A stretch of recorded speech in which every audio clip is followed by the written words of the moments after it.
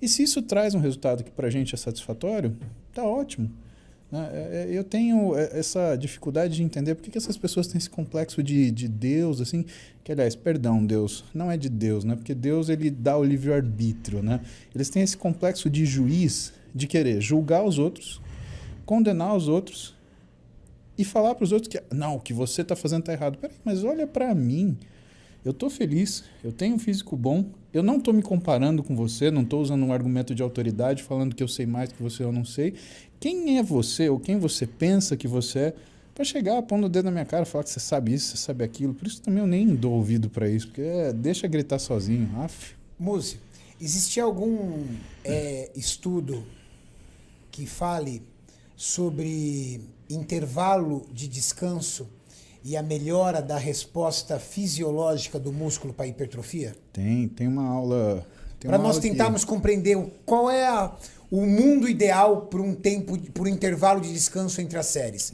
Para a galera que está acompanhando a gente aqui aprender. Vamos falar de fisiologia, né? Então, em 2017, 18, eu viajei para muitos lugares com o Belmiro, com o Jonato, com o Ramires, para a gente dar aula, né, dessa parte. Eles davam aula de treinamento, eu dava aula de fisiologia, da parte de, né, ou alguma coisa de medicina esportiva. E na aula do Belmiro ele mostrava esse painel. Ele é um painel, né, que ele mostra, né, o contínuo das repetições e o tipo de adaptação que elas causam, né?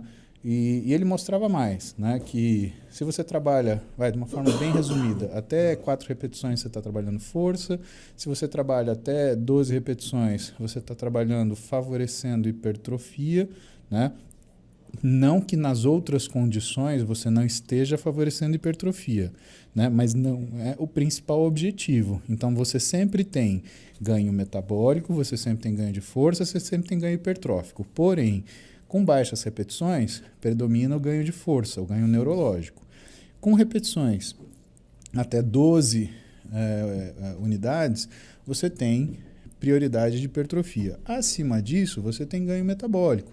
Então, é uma prioridade, é que nem o contínuo energético. Né? O pessoal fala, você só queima gordura se você trabalhar a tanto da sua frequência cardíaca ou a tanto do seu gasto, do seu consumo máximo de oxigênio. Não é verdade.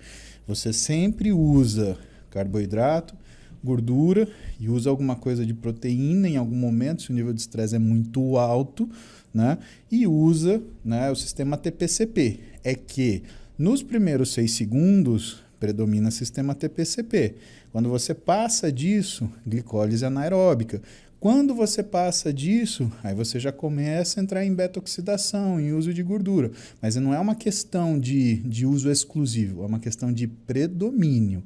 E o que o Belmiro ele dava aula muito legal também, ele falava, por exemplo, do número de repetições, do número de séries que as pessoas faziam relacionadas com aquilo que é a necessidade de um trabalho para você ganhar massa muscular. Ele mostrava uma série de trabalhos dando uma tendência para quê? O aumento do número de séries favorecesse o ganho hipertrófico. Pois bem, se você analisa isso fazendo como se fosse uma engenharia reversa, se você trabalha sempre muita carga numa intensidade muito alta, você vai ter uma limitação de volume. Portanto, você não vai conseguir atingir um alto número de séries. Você pode atingir um grande volume para trabalhar, por exemplo, 80% da sua carga máxima, mas ele não será comparável se você estiver trabalhando, por exemplo, a 65%. Né?